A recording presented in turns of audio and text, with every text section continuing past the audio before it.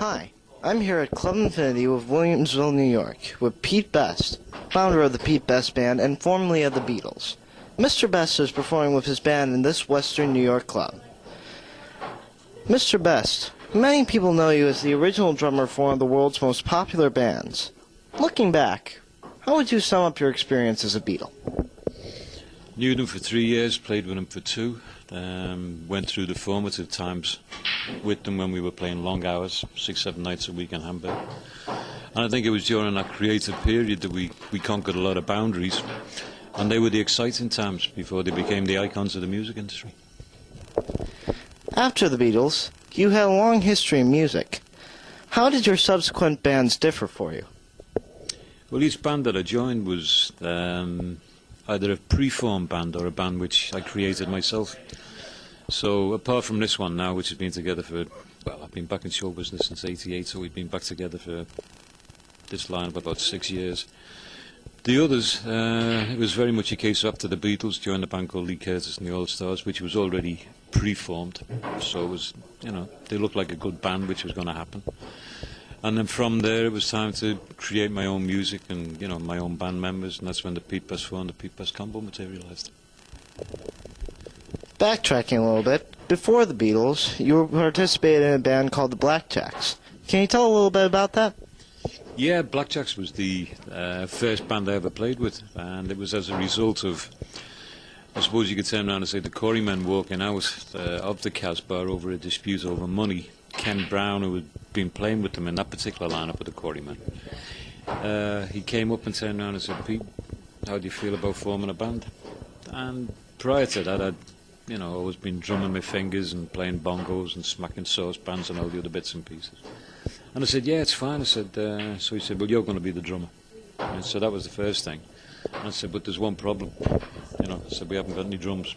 So, cut a long story short, what happened, we went and saw my mother Mona, right, and turned around and said, "Yeah, we are going to form a band." And I knew a couple of school friends who were, I suppose you could turn around and say, good musicians. They'd gone through the skiffle days. I knew that they were good guitar players, good singers. 2 guys called Chaz Newby and Bill Barlow.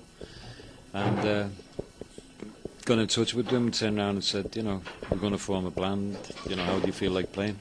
So they said, "Yeah." We got the equipment, started off with a snare drum and a cymbal, like most drummers do. And we just rehearsed, and then all of a sudden we turned around and said, "Okay, what are we going to call ourselves? We need a name." So we came up with the Blackjacks. And we played at the Casbah, we played in and around Liverpool, did all the normal haunts. But when I got the offer to join the Beatles, it was one of those things that I had to go back and clear it with the lads. And they turned around and said, "No, we don't want to go professional." So it was, they wanted to be regular guys, have their own jobs because they were all clever lads, and,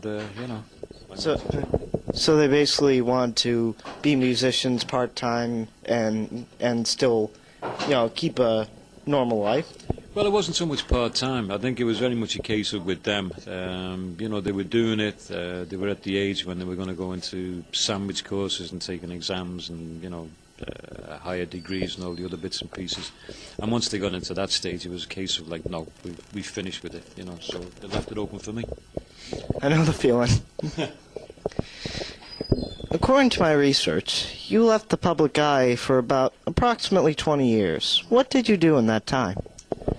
I started off working in a bakery, worked there for 12 months, just loading bread and slicing it and, just manual work, doing a lot of shift work.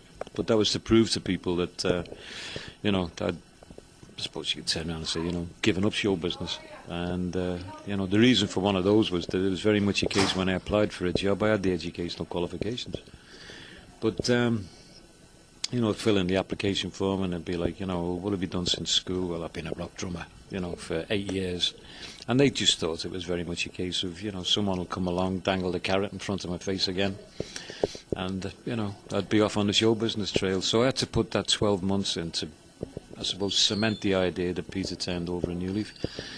And then I got a job with the civil service, which had a lot of career opportunities in it, promotional opportunities. And I stayed with them for about 20 years, got my time in, worked my way through the promotional ranks and ended up a senior officer in charge of training programs.